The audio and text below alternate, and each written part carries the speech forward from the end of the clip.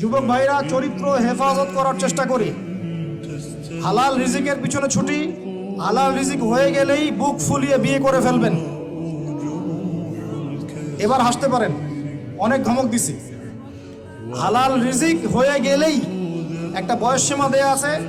আচ্ছা ঠিক আছে, মানলাম, রাষ্ট্রে থাকেন, কিছু বিষয় মানতে হবে, না হলে আপনার গন্তব্য হবে ওই 14 শিখের পিছনে।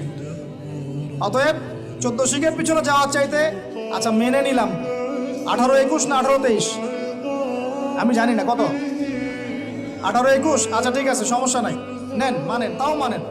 হালাল রিজিক হয়ে গেছে, বয়স হয়ে গেছে, মেয়ের পিছনে না ঘুরে বুক ফুলিয়ে বিয়ে করে ফেলেন।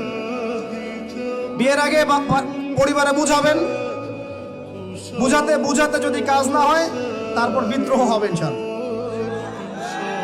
আর মনে রাখবেন, প্রত্যেক বিদ্রোহের পরেই সফলতা আসে। ঠিক আছে? আচ্ছা, মাশাআল্লাহ।